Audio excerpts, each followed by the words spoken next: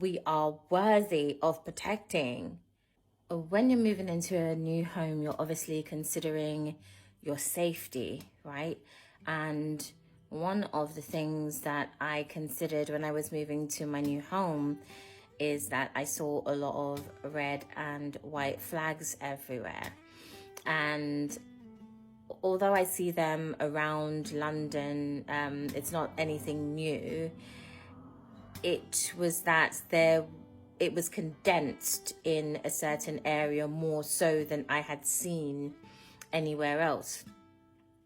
And now, as a result of that, I made it a priority to ensure that I went ahead and, or I haven't bought them yet, but to buy security cameras for my home. So I was thinking about that today. I was thinking about the safety and where I'm going to position the cameras. Am I having them in the front or the back of the house, etc.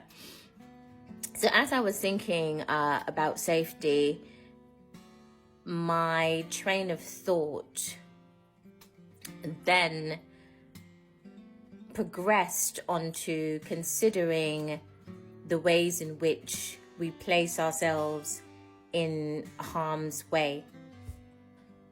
One of the reasons why I moved previously to where I was living before is because I gave birth to a son, and I didn't want my son to basically be influenced by a lot of the stuff that I saw happening in my local area, so I moved him out.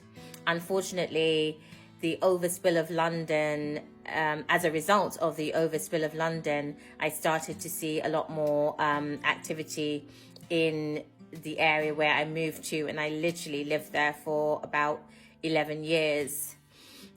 And just as we would protect ourselves in our own home, we have to tell ourselves that we are worthy of protecting.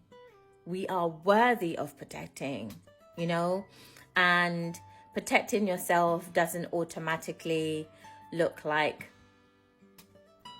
I'm not going to be around anybody who's violent, because that's a given. Most of us have the common sense to know that if someone has been violent towards us, or that we have seen them be violent towards other people, that we could be at the receiving end of that. I'm not talking about the overt level of violence that causes us to consider our safety. I'm more so talking about the more sinister nature of emotional violence, and that can present itself in many different ways. We live in a society where, I think, particularly as Black women, everything in our environment from the time that we were born is telling us that we are not worthy, that we were not good enough.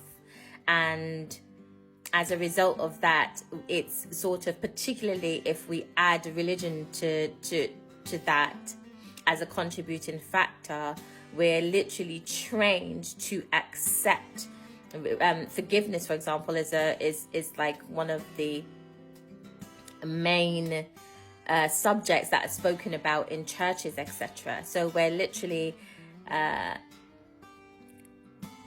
birthed in an environment that already teaches us that we should accept our fate, so to speak, that we are destined to be at the receiving end of abuse, and therefore we have to forgive. So, as I was thinking about the house and my safety in the house, I was thinking about, I have to learn to protect myself more. I have to protect myself in terms of who I allow to be, who I allow to be around me, who I allow to imprint on my psyche, so to speak. So anyway, I just encourage you to assert your worth.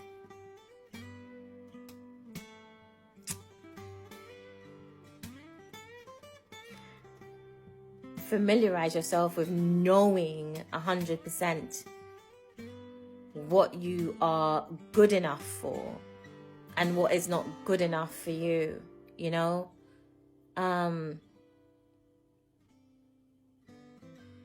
If you find yourself in a situation where you are explaining that this particular behavior hurts me and it's not reciprocated with love and affection, that means that that person is not safe.